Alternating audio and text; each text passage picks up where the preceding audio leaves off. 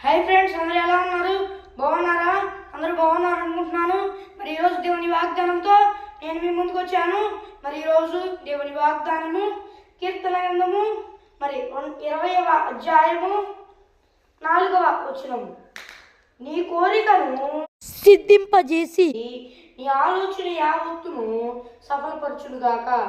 మరి ఇది ఫ్రెండ్స్ ఈరోజు దేవుని వాగ్దానము.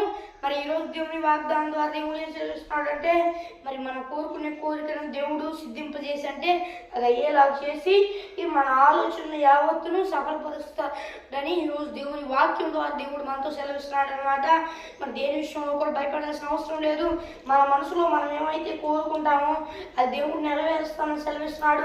అలాగే మన ఆలోచన యావత్తు కూడా సఫలపరుస్తానని దేవుడు సెలవిస్తున్నాడు అనమాట.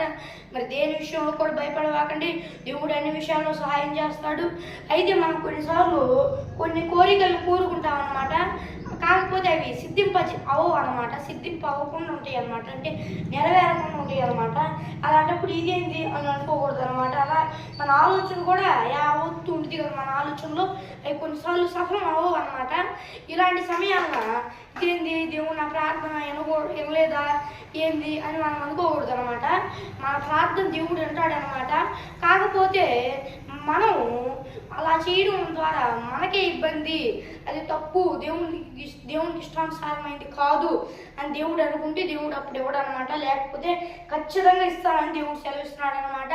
కొన్నిసార్లు మన మంచి కొరకే దేవుడు వాటిని ఇవ్వడు అనమాట. ఎందుకంటే మనం అది మనకు చెడు అయ్యిద్ది అని అనుకుంటే దేవుడు ఇవ్వడు అనమాట అలాంటి వాటిని. అలాంటప్పుడు మనం ఇదేంటి అని దేవుడిని బలవంత పెట్టకూడదు అనమాట. ప్రభు అని.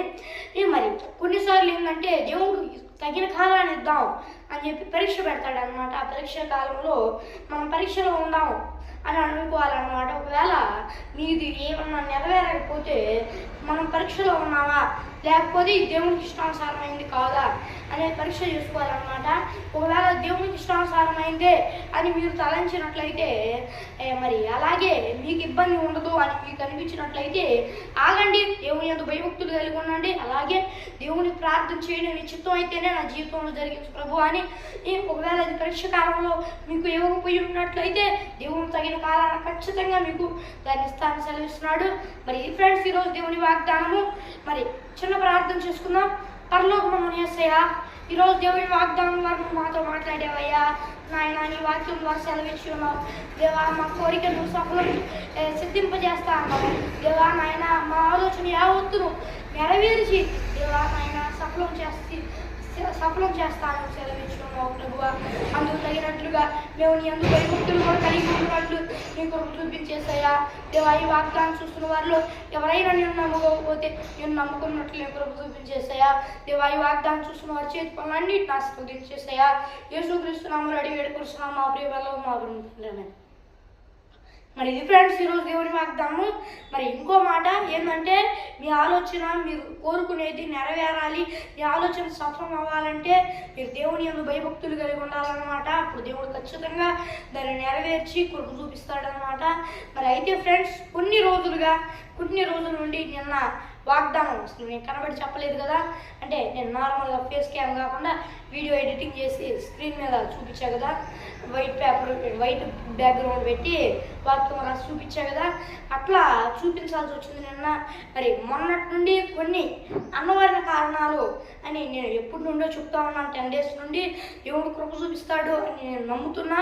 అయితే కొన్ని రోజుల వరకు మరి కొన్ని కష్టాలు సైతానుడు శోధిస్తూ ఇబ్బంది పెడుతున్నాడు. ఈ పరిచర్య ఆపడానికి ఏది ఏమైనా ఈరోజు వీడియో తీయాలి, వాగ్దానం పెట్టాలి అని చెప్పి నేను పెట్టడం జరుగుతుంది. మీరు కూడా అది లైక్ చేయండి, షేర్ చేయండి. మీరు మీ కుటుంబీకులందరికీ షేర్ చేసి సబ్స్క్రైబ్ చేసుకోండి మన ఛానల్ని. మీకేమైనా ప్రార్థన అవసరం ఉంటే మరి కింద కనిపిస్తున్న నెంబర్కి కాల్ చేయండి. +91 అనేది కంట్రీ కోడ్ పక్కన ఉన్నది 90 స్టార్ట్ అవుతుంది కదా, ఆ నెంబరు మరి ఈ పరిచర్య నెంబర్ అనమాట. మరి ఈ పరిచర్యకి ప్రార్థన అవసరం ఉంటే ప్రార్థన చేయాల్సిన నెంబర్ 9014872644. మరి ఈ 10 అంకెల నెంబర్కి 9014872644 ఈ నెంబర్కి కాల్ చేయండి. మరి ఒకసారి ఇంగ్లీష్లో చెప్తా, 9014872644. మరి ఈ నెంబర్ నెంబర్కి కాల్ చేసి మరి ప్రార్థన చేయించుకోండి. దేవుడు మీకు అన్ని విషయాలు సహాయం చేస్తాడు. మరి సైతానుడు ఈ అంచకాలంలో ఉన్నప్పుడు ఎన్నో కష్టాలు పెడతా ఉంటాడు. ఆ సమయంలో మనకు ఉండాల్సిన ప్రార్థన ఆయుధం ఉంటే ఏ ఇబ్బందులు లేకుండా దేవుడు కాపాడుతాడు, సహాయం చేస్తాడు. మరి మీరు ప్రార్థన అవసరం ఉంటే ప్రార్థన చేయించుకోండి. దేవుడి పరిచర్య కొరకు దేవుడి పరిచర్య సహాయం చేయగలగా అందరూ ప్రార్థించండి. మరి ఫ్రెండ్స్, మరి ఇది ఫ్రెండ్స్ ఈరోజు దేవుని వాగ్దానము. మరి ఒక దేవుని వాగ్దానంతో మళ్ళీ కలుద్దాం. అంతవరకు దేవుని కృపా ఆశీస్సులు మనందరికీ తోడైన నడిపించును గాక. ఆమేన్. Praise the lord.